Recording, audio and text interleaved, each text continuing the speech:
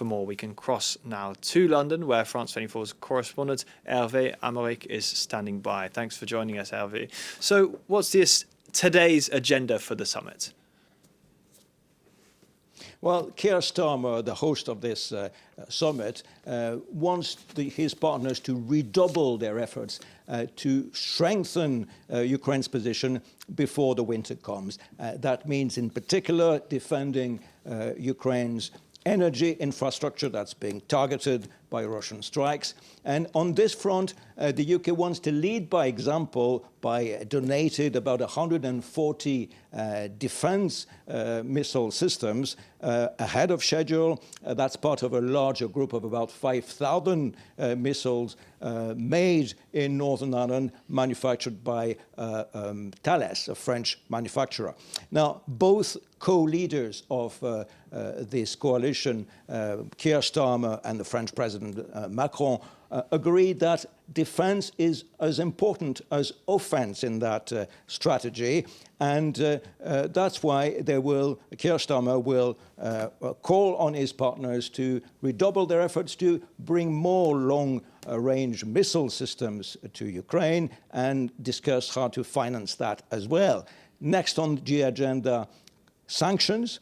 Keir Starmer wants to accelerate an accelerated roadmap to exclude Russian oil and gas from global markets. And finally, you mentioned it, the question of the frozen Russian assets held in Belgium.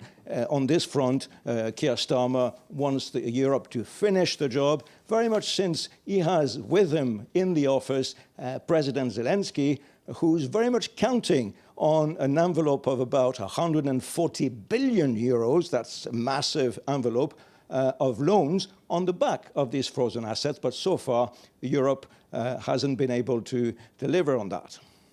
Now, since the coalition was established, are we sensing a bit of a change in their policy towards Ukraine?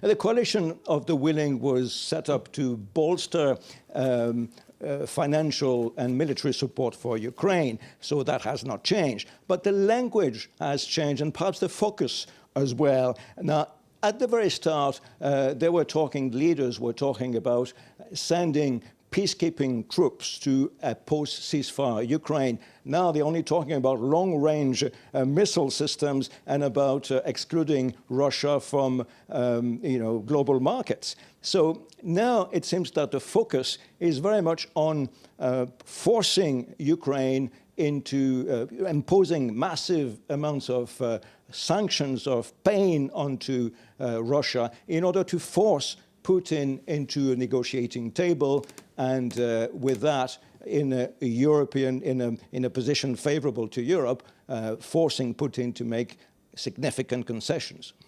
Hervé Amoric in London, thank you very much for that report.